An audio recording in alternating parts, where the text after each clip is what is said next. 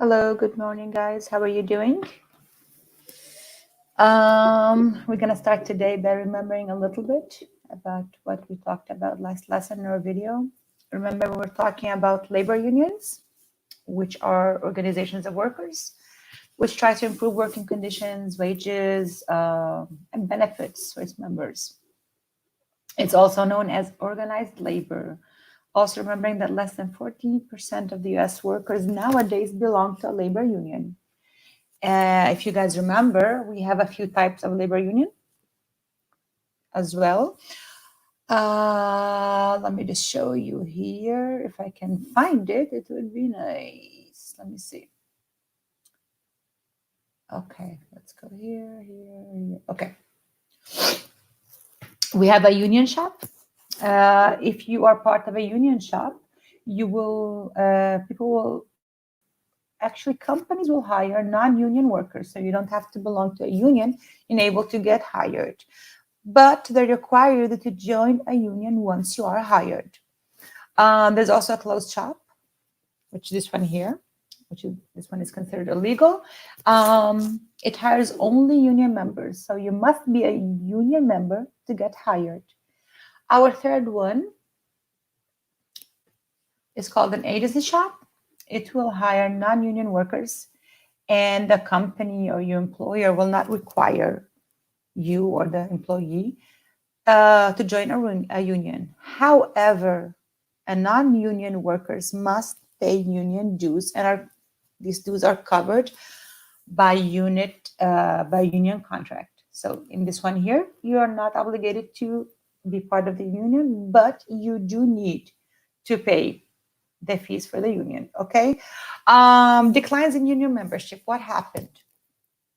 So just to remember as well, unions rose in the 1930s, yeah, but several factors, they have led to declines, okay? One of them is the right to work laws. If you guys remember, this law, it bans union membership at the workplace. So a union cannot force a worker to join, okay? This is one of the factors. Another factor that we have is economic trends. Unions have traditionally been strongest in the manufacturing sector.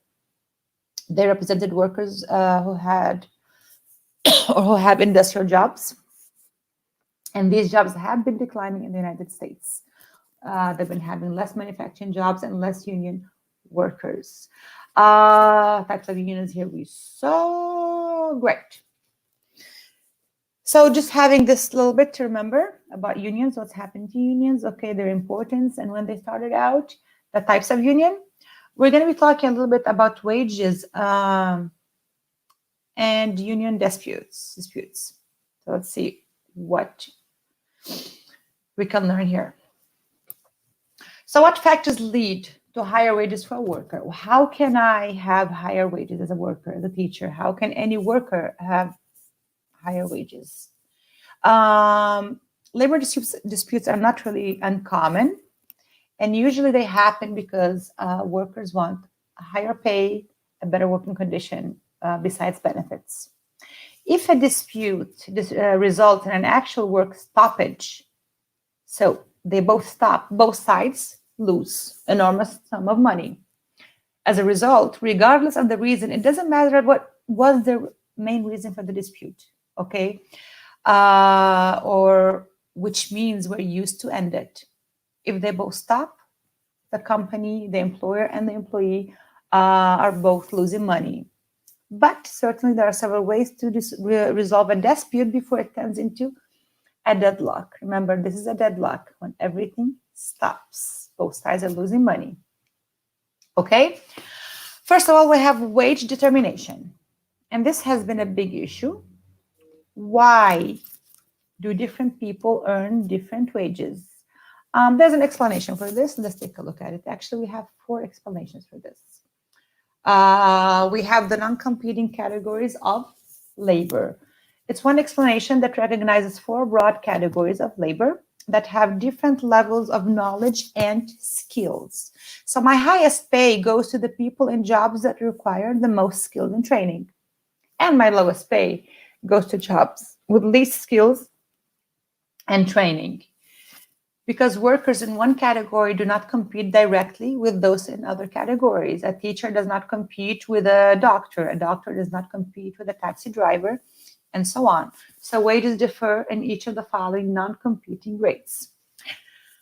Our first one, we have our unskilled labor, which consists of workers in jobs that do not require people with special training and skills. People in these jobs work primarily with their hands at tasks such as picking fruit, mopping floors, cleaning, and so on. We have the semi-skilled labor, workers in jobs that require enough mechanical skills to operate machines, which need a minimum amount of training. These workers can operate basic equipment, such as a cleaning equipment, lawnmower, and other machines that call for a modest amount of training. Third one, we have our skilled laborers, which consist of workers with higher investments in education and training, who operate complex equipment and perform most of their tasks with little supervision. Examples of this, we have carpenters, we have electricians, computer technicians, and computer programmers. We also have professional labor, which consists of individuals who have the highest level of knowledge based on education and skills. Some examples would be teachers, doctors, scientists, lawyers, and so on. Remember, there are no distinct boundaries between these categories of labor, but in general, average wages are different for each one of these categories. We have a different wage for each one. What is the market theory of wage determination? Another explanation for the differences in pay is based on the market theory of wage determination. What is this? The theory states that the supply and demand for a worker's skills and services determine the wage or the salary for this person. How? Okay. Imagine there is a low demand for roofers. Okay? Very low demand. But I have a large supply, a large number of roofers. What would be the result? I would have low wages for roofers. I have too many roofers, but I have low demand. If the conditions are reversed, the demand is high and the supply is low, then what will happen? My wages will be higher. This describes the market for services of professional athletes, like football players. In this market, there is a small supply of talent combined with high demand, which results in high wages. That's why you always see football players making so much money, because there's a high demand and there isn't so much supply. In your book, you have this graph, okay, on your ebook, where you can see the interaction of supply and demand. You have the demand here, see? This is my demand and this is my supply on both graphs, and it helps you understand a little how this equilibrium wage rate, which is the wage rate that leaves neither a surplus or a shortage in the labor market. This is my equilibrium here with professional athletes, and this is my equilibrium here with roofers. Remember that we always have exceptions to the market theory, so they exist at certain times. Some unproductive workers may receive high wages because of what? Family ties or political influence, of course. And some highly skilled workers may receive low wages because of discrimination based on race or gender. But an exception does not negate the validity of supply and demand. But we do have these exceptions. Theory of negotiated wages. The third approach to wage rate determination, it recognizes the power of the unions, okay, which states that bargaining strength of organized labor is a factor that helps to determine wages. So unions, they fight to give us higher wages. I don't know if you guys remember, we talked about one of the most, I think one of the strongest unions in the US and in Brazil, the teachers union.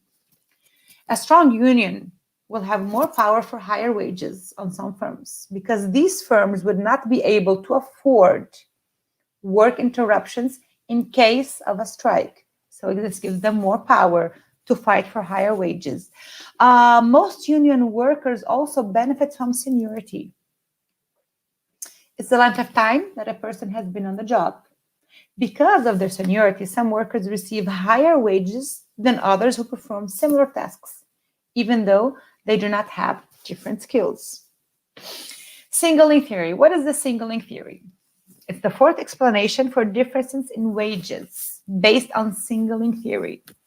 In this theory, it states that employers are willing to pay more to people with certificates or degrees or other indicators that signal superior knowledge of or ability in comparison to others. Okay? An example of this. A sales firm might prefer to hire a college graduate with a major in history than a high school graduate who excelled, who did really well in business courses. Why? Because this person has a college degree. Okay? So, resolving labor disputes. What options are available for solving these labor disputes? How can we solve them? Because it comes to a point where the employer and the employee are fighting and they want to come to a conclusion, they want to solve a problem. What can happen? We have collective bargaining. It's a process in which union and company representatives meet to negotiate a new labor contract. This contract contains all the requirements of workers to the employer and the employer to the workers. In this contract, it will include salary, benefits, working conditions, working days, working hours, what are the conditions for hiring a person, for firing a person, etc. So this is between the union and the employer. In a collective bargaining for a new contract, what do unions argue for? What do they fight for? Better wages and benefits, safe working conditions, and conditions under which an employee can be fired. So there is a condition for an employee to be fired, not for no reason. When a contract needs to be renewed, this is also collective bargaining. Union and employer representatives meet and discuss their demands. Compromises are made until a new contract is agreed upon by both sides. A vote by union member is held to approve a new contract. Okay, so this is my collective bargaining. But what if both sides cannot agree on the new contract? What is my next step? What can we do? If my collective bargaining fails, I have mediation. What is mediation? It's a settlement technique in which a neutral mediator, usually a judge, that meets with both sides and suggests a solution for both sides. This mediation is non-binding. The union or the management can reject the mediation. They can go and ask for it, but they can also reject, say, no, we do not agree. Example, the union wants 5% raise, management offers 1%. The mediator can suggest a 3% raise. Both union and management can reject the offer. Both of them can say, no, we do not accept it. Arbitration, okay? It's a settlement technique in which a third party, an arbitrator, reviews the case and imposes a decision that both sides are required to accept. Union wants a raise of 5%, management offers 1%.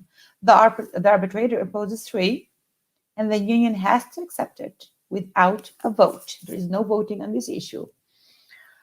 We also have fact-finding, a third way to resolve a dispute.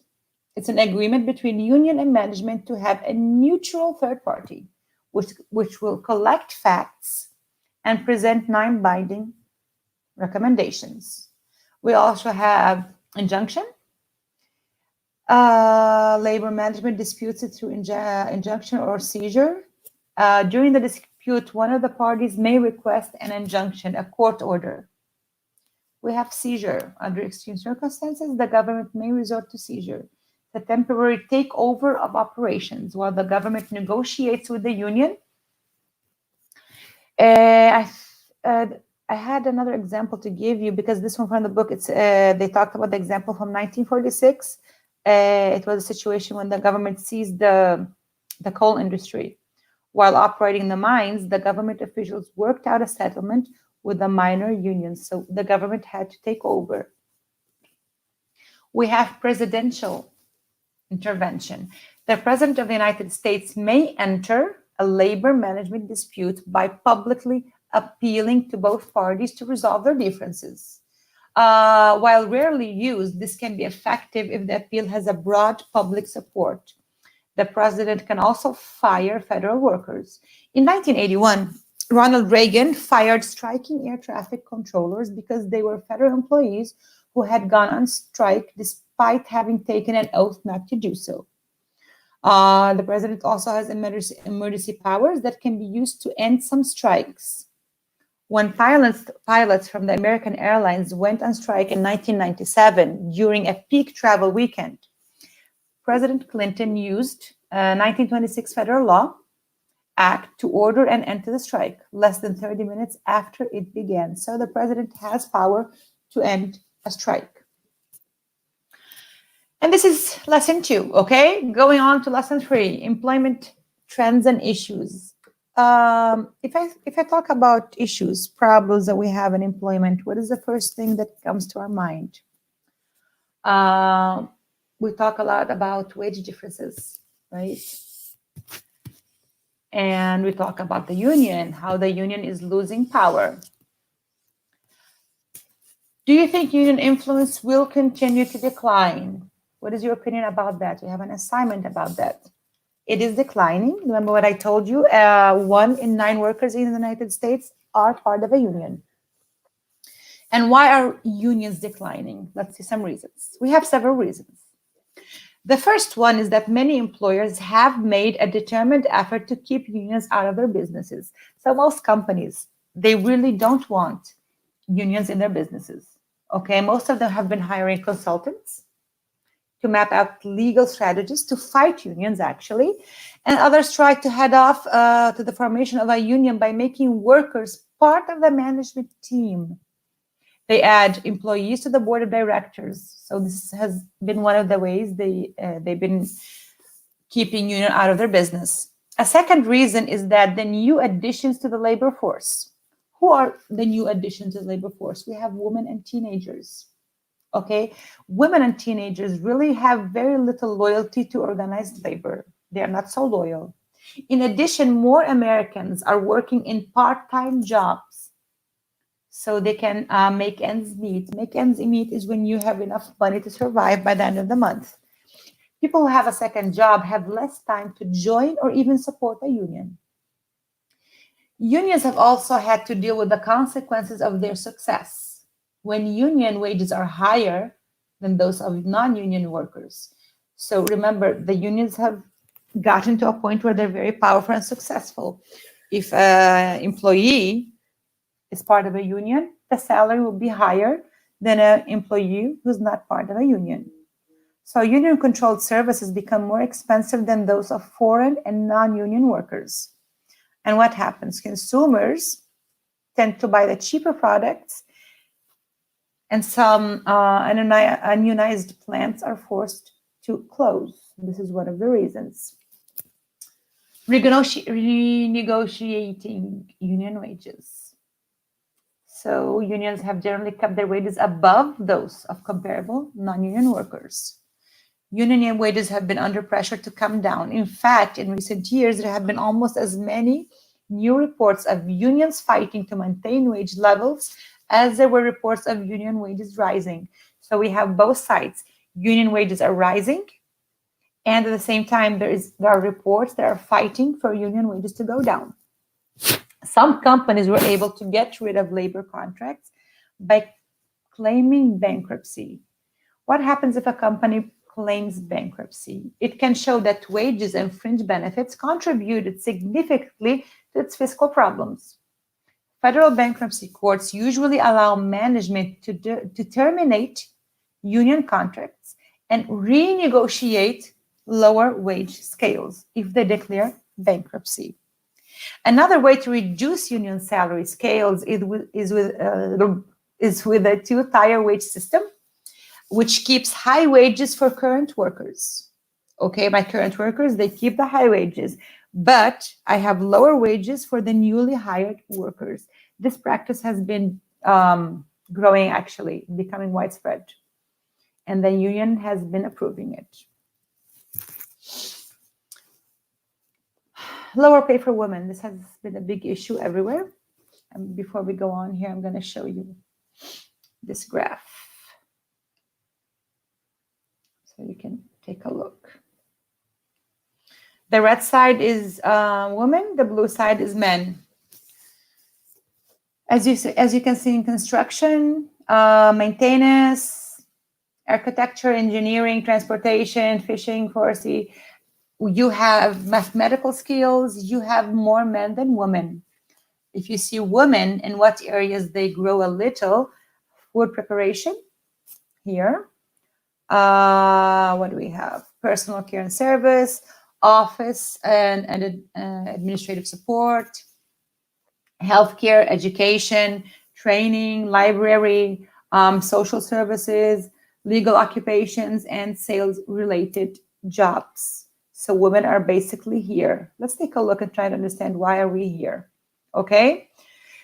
Overall, women face a substantial gap between their income and the income received by men. There's a big difference. Women's income has been only a fraction of men's income over the 50-year period. Because of this difference, people always ask, we always ask, why is this? And what can we do? Or what should we do about it? Let's talk about human capital differences. It turns out that 1/3 of the male-female income gap is due to differences in skills and experience. So 1/3 of this gap is because of skills and experiences that women bring to the labor market. How is this so? Women tend to drop out of labor force to raise families more often than men. So women, when they have children, usually they leave work for a while more frequently than men. Okay.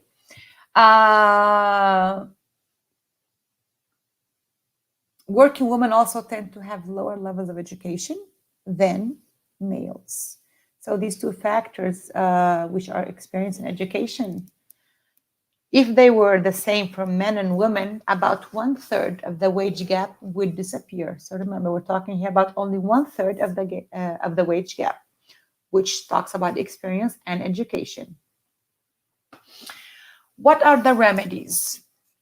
2 federal laws have been designed to fight wage and salary discrimination. The first one is the Equal Pay Act in '63, which forbids wage, salary, and discrimination for jobs that require equivalent skills and responsibilities. What does this mean? If you have a university teacher who teaches, I don't know, science or history, and you have a man and a woman, they both have to receive the same salary because they have the same skills and responsibilities. Okay?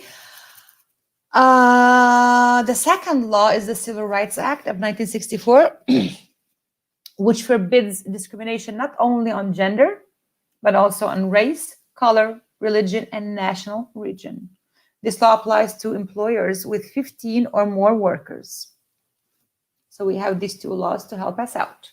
What are the market remedies? Remember, these are my federal remedies, okay? Another way to overcome unfair hiring practices is by reserving some market activity for minority groups, is when you take that group of minorities and you reserve something for them. One of these examples is the government set-aside contract. It's a guaranteed contract reserved for a targeted group, a specific group, okay? The federal government requires that a certain percentage of defense contracts be reserved for minority-owned businesses. Okay, so from here we talked about wages, wage gaps, and what is the minimum wage? And what would happen if we did not have the minimum wage? What is the minimum wage anyways? It's the lowest wage that can be paid by law to most workers.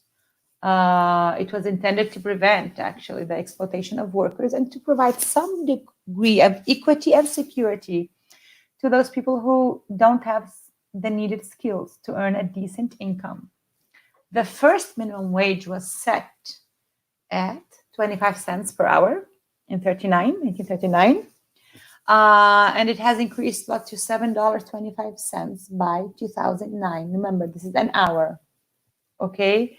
And we still have debate over minimum wage, okay? It has always been controversial, at least in the United States.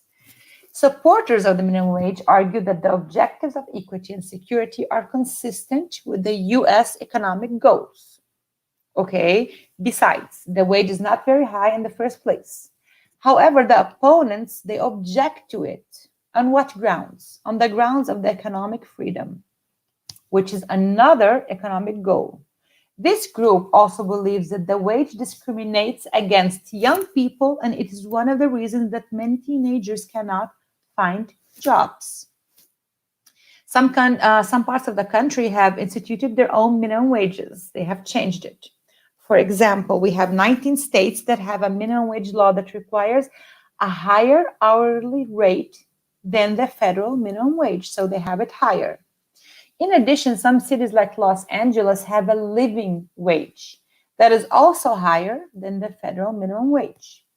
Any company doing business within the city of Los Angeles is required to pay its workers at least that amount set by Los Angeles.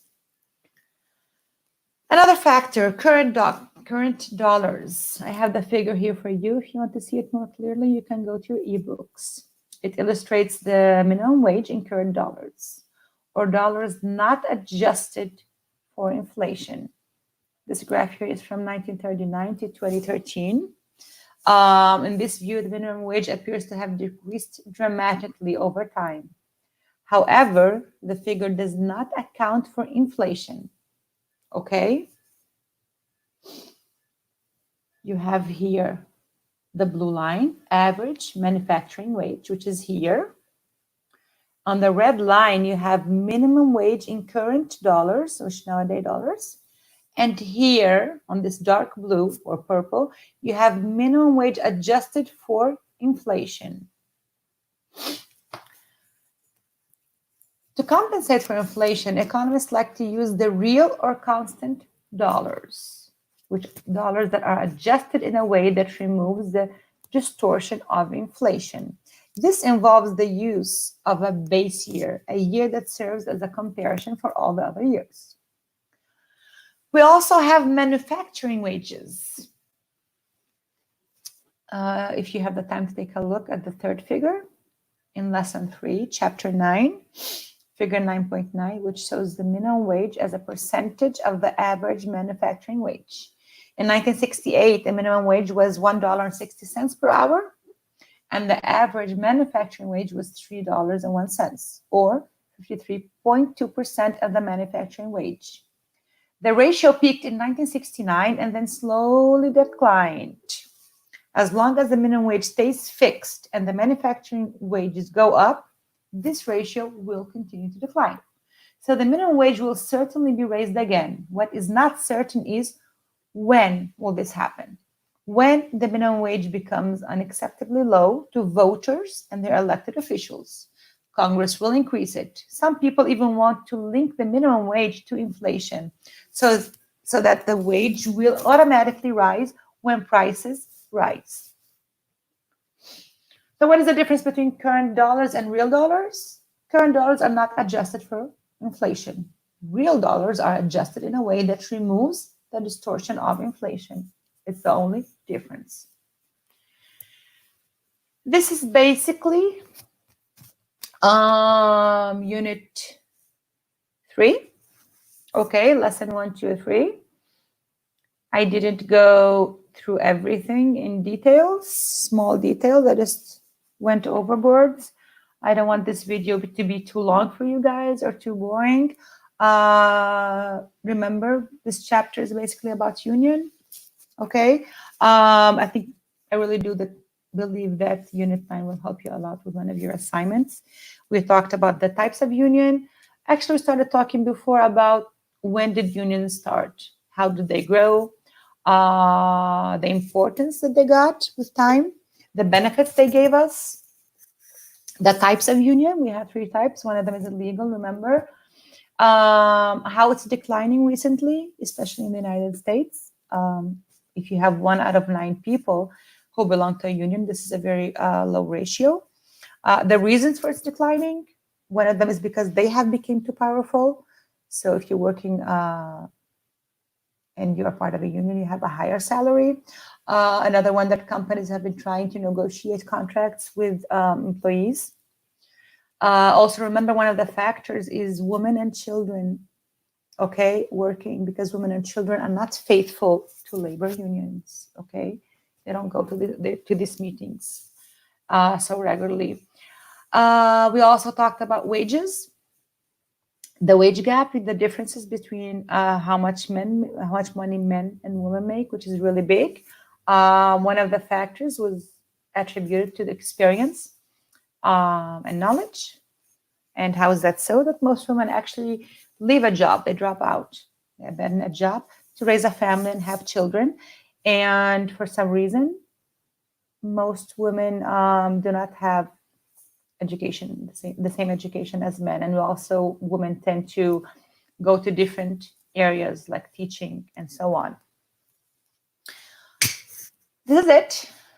Okay, 30 minutes. I don't think it's too long. And I'll see you guys around I don't know, around 3 o'clock. Okay? Bye. See you.